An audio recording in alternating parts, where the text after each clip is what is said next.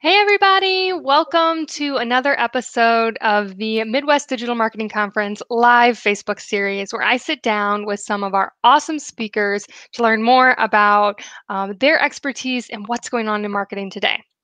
My name is Brianna Smith. I am the Executive Director of the Midwest Digital Marketing Conference, and I'm so excited to be back today with another amazing speaker. Today, I am going to be chatting with the awesome Dorien Morin-van, and she is a social media consultant, a trainer, a community manager, and a keynote speaker. She is a regularly featured expert on CBS, where she shares social media strategies, live video tips, and the latest marketing news for small businesses. Welcome!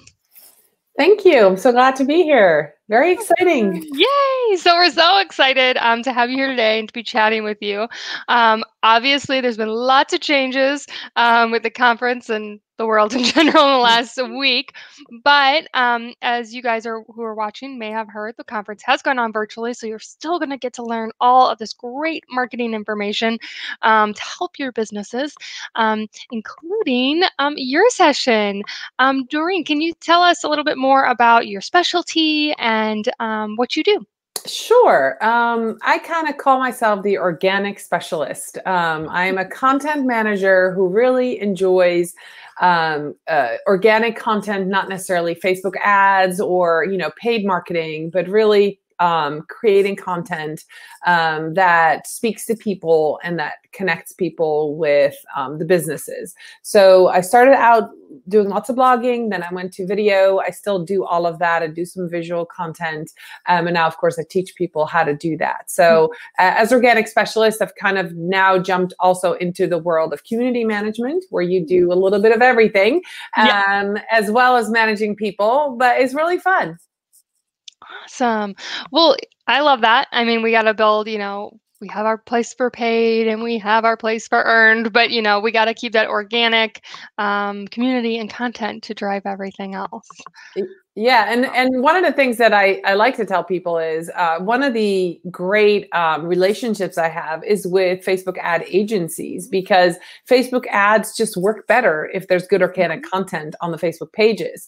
So I do a lot of collaboration with people who run ads who need somebody who needs a community manager to go in there and get the organic content going while they're working out their campaigns and building up their Facebook ads. And so I go in there and get that organic content going a lot faster for them, and then they build out their campaigns, and then we work together. So it's really kind of been a fun little niche, so to speak, to get into. I love that. I love like seeing them work together and how they can drive each other. Yes. Sure. Awesome. So before we dive into my many questions that I have today, I just want to give you guys a quick update on how this works if you have not joined us before. So we will be chatting through some of my questions, but if you guys have questions at any point in time, whether they're about the conference, about anything we're talking about, throw them in the comments. We'd love to hear them. And if you're watching this after we are live, feel free to still throw them in the comments and we'll make sure to answer them. First, I'll just ask real quick if you'd love to let us know where you're joining us from. I am here in St. Louis, where the Midwest Digital Marketing Conference takes place in person, typically. And where are you joining us from, Doreen? I'm in Pittsfield, Vermont, actually. Yeah, we had 9 inches of snow last night and it's all melting. Yeah, it's beautiful. I moved here last summer, lived in South Carolina for 19 years. But yeah, it's beautiful. We can't wait to experience our first summer here, because we moved here the end of the summer last year. Oh my goodness. Well, we had flurries here, but we didn't have 9 inches of snow. So. Well, it's definitely a spring snow. And of course, the mountain is closed, so we can't go skiing. And my son just tried to do some backyard skiing, and it was very sticky. Yeah. Well, it will be spring soon. So let us know where you're joining us from. We'd love to know. See if maybe it snowed by you. Apparently, it's been snowing by everybody. But right now, we're going to dive into some of my questions. So my first question is, what is considered evergreen content? Because some people may have heard the term, but they may not actually be familiar with what that is. Okay, so evergreen content is content and can be reused. Whether it can be reused 1 time, 5 times, 100 times, obviously the more times you can reuse the content, the cheaper it is. So that's the whole idea behind it. So it can be something, and an example would be a video that doesn't give a price, that doesn't give a date, that doesn't give a specific offer, right? And so then you can reuse it again and again. But if you're like, hey, this is, we have this limited time offer, then that's not evergreen content, because you can only, post that in a certain amount of time, and you can't say, well, next year I'm going to reuse that, because now you can't. So evergreen content is content that lives on forever. It's very searchable content. It's the kind of content that you go to Google for. That's what I always explain. It's an easy way to explain it. How do I sew on a button? When I send my oldest son off to college, I was like, oh my gosh, did I teach you everything you need to know? And he goes, don't worry, Mom, I've got YouTube. Because YouTube is filled with evergreen content. How to sew on a button, how to fix a flat tire, how to, clean the dishwasher. All of those things are evergreen pieces of content. And any business that's out there on social media, online, digitally, should have evergreen content that drives people to their website and to their social media sites. Awesome. In your opinion, so obviously, like if we don't have like an offer or a specific date, do you think it's important to, when making evergreen content, to not even kind of like reference a specific current event or something like that? Because I think of like, would it make it seem dated quickly? Well, that's actually a great question. What I would say is, yes, you can, but then remake it the next year. Say, for example, you had the 10 best places to eat in New York City in 2019. You can then reuse that content by remaking that blog post or that video and say the top 10 best restaurants in New York City for 2020. So without having to redo the whole piece, you can update a piece, put a new title on, or edit it, or repurpose that content. And so then that becomes evergreen. You can also use seasons, right? You can say 10 security tips for fall. 10 summer security tips, 10 ways to keep your house safe when you're spring cleaning. So you can use the different seasons as well. So then that also, I consider that evergreen content, when you can change out different seasons, different times, different places. You could write the 10 best, I use 10 best or how to, those are those are things, right? Those are things that people search for. So, 10 ways to 10 ways to fix a flat tire. You can do 10 ways to fix a lamp, 10 ways to clean your porch. You can reuse the same format, the same template. And so in that way, it becomes evergreen content as well, where you can reuse that and update things. Awesome.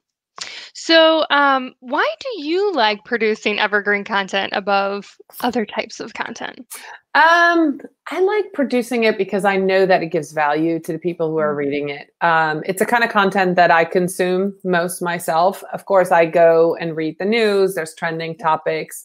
But when I need something, when I'm in a bind, or when my kids need something, when there's a stain on something, when something is broken, when something needs to be fixed, it's a content that I consume the most of, I think. And I really like producing that. I also know that for my clients, that is a content that gives them the most return on investment. It gives them the most bang for their buck. I have several clients that are small local companies, but they blog every week.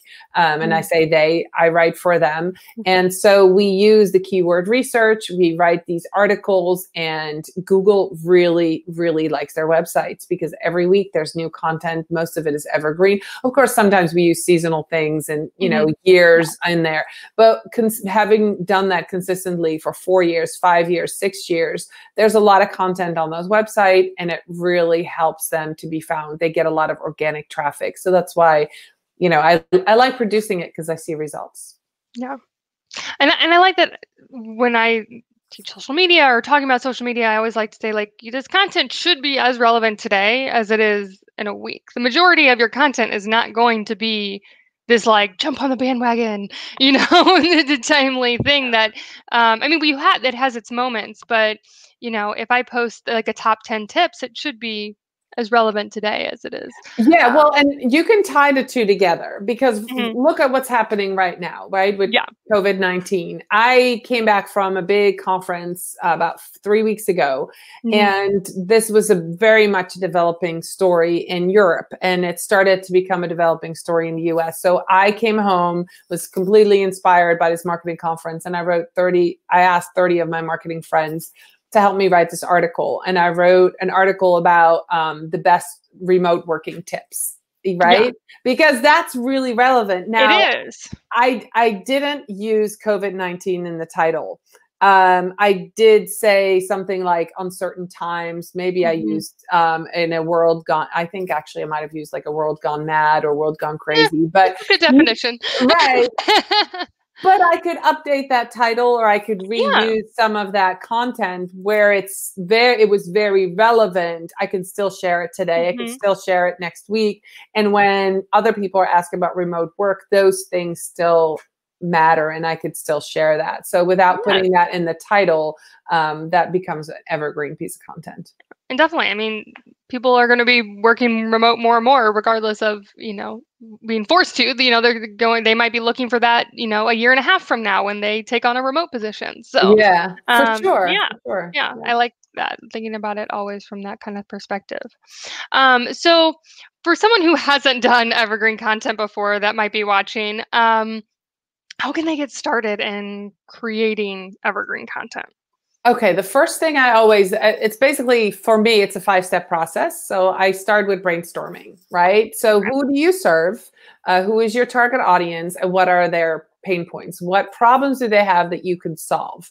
So say you're a bed and breakfast and you've already booked people or they're thinking about coming to your bed and breakfast and you want them to do things in the area. They call you and they say, what can I do in your area? Mhm. I'm in Pittsfield, Vermont. What is there to do? I could write an article, 10 things to do in the spring in Pittsfield, Vermont, or 5 ways to entertain your children in Pittsfield, Vermont, or 5 fun things to do on Killington Mountain, which is right next door. So you start thinking about what your ideal client's looking for, what they want, and then you develop that content. So the first part is just brainstorming, putting ideas on Mhm. paper, and then you do the keyword research. You of course have to know your own keywords, like what are people, in order to find you, but also draw in those extra people. Is it people, if you're targeting people with kids, then you want to write content that appeals to them. If Mhm. you're targeting seniors, you want to create content that appeals to them. So seniors in Pittsfield, Vermont probably won't be skiing. Some might, but Mhm. they might be hiking with their dog or visiting their Yep. grandchildren. So really know who you serve and then brainstorm, do keyword research. And then I usually come up with titles, and you can either, create a blog article from that or a video or both. So come up with some titles of things that you want to create. Awesome. Wow, I love that little 5-step process for you guys to get started if you are like, I don't know where to start from Yeah. with my evergreen content. Yeah. Awesome. So we're going to take a quick jump and we'll hear something from our awesome title sponsor, and then we're going to jump back and learn more about her session and what you can expect from the now online version of MDMC.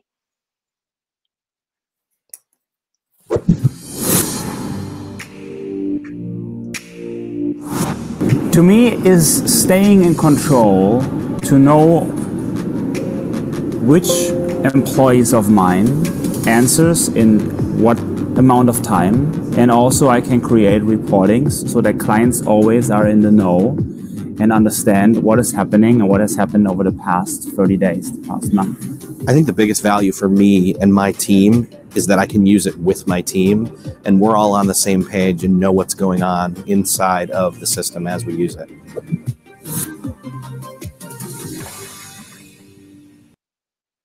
All right. Oh, awesome. So thank you, Agorapulse, for being our title sponsor for the Midwest Digital Marketing Conference 2020, now a virtual summit / on-demand experience.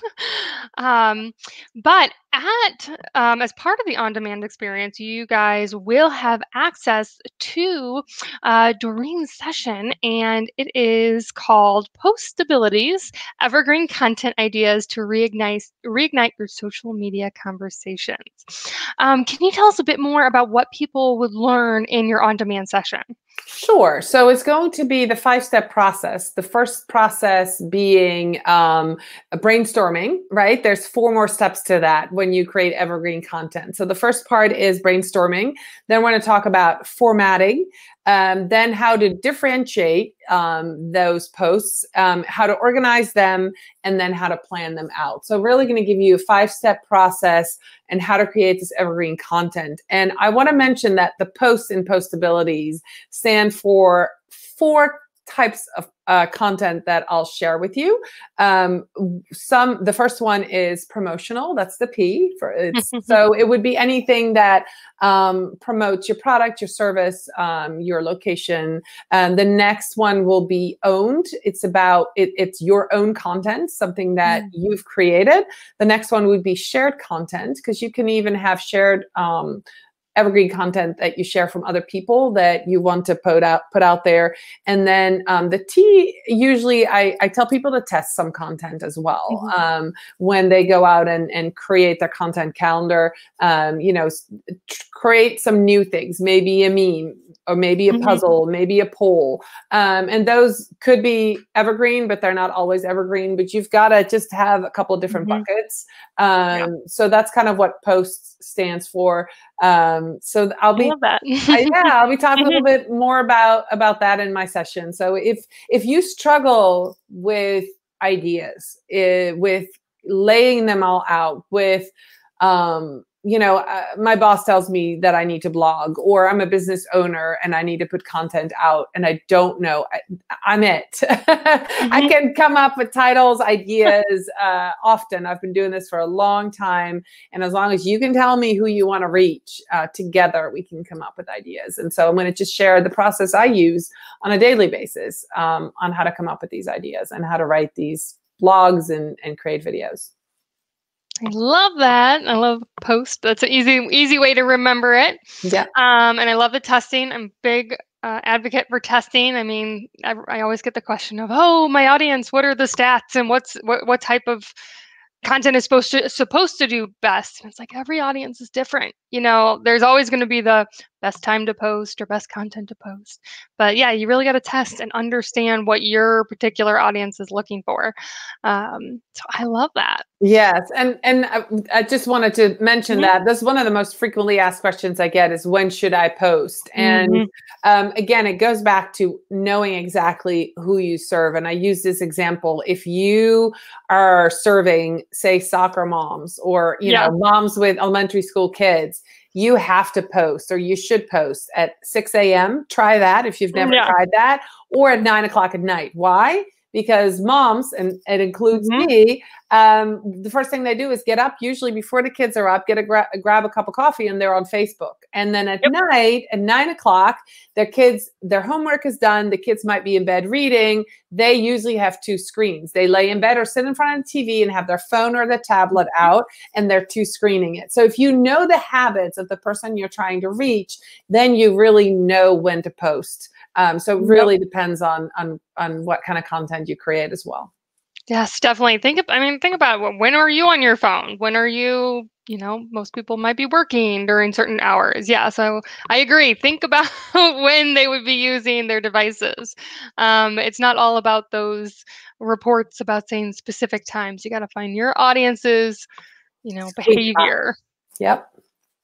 Awesome. So while the event is now on demand, so our attendees will have access to all of the content, there will be nearly 90 sessions of on-demand content, which can be overwhelming to figure out, what they should watch. So who do you think would get the most out of your session? Or if they're trying to figure out, building out their schedule of their, top 20 sessions to watch, how do they know if this one is right for them? Okay, somebody who's in charge of content creation, or somebody who's an owner of a small business. Say you own a brick and mortar and you really want to step up your marketing, or you want to know what your marketing department should be doing. Maybe somebody who works in-house, who is tasked with blogging or video creation, and just isn't as creative coming up with the ideas, is good at implementing, but maybe needs a structure on how to come up with ideas over and over and over. Maybe somebody fairly new to marketing who wants to learn more about the types of content that are available and how they work. Maybe somebody who has been a blogger and kind of feels stuck. Maybe somebody just needs some new ideas on how to look at it, or build a new template, or get a new structure in place. So somebody.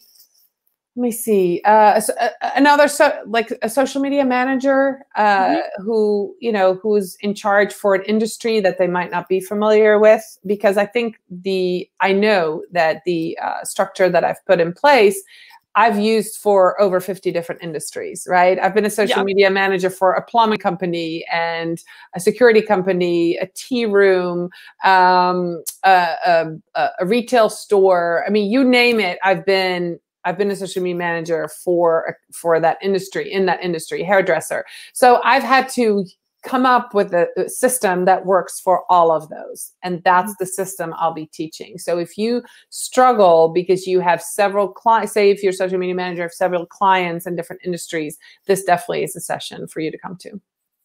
Awesome. So if you guys feel like that's you and you need this strategy in your life, then you'll definitely want to add this to your list of to-watch sessions when you get the on-demand content. And then usually I would ask, what sessions would you be going to when you're not speaking your own, but you also get access to all of the sessions. Is there anyone in particular you're really looking forward to watching on demand and learning from them?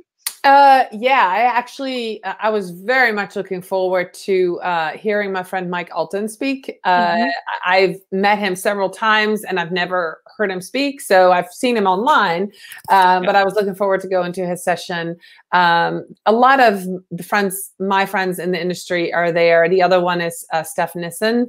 She's a very good friend of mine, and we've been in a mastermind, and I've never really heard her speak. So I'm excited. I would have been excited to be in her session, but I'm going to be excited to see what she has to say. I love the topic that she speaks on, of course, revenue, and very relevant. And I was looking forward to seeing her session for sure. And I'll make sure I watch it.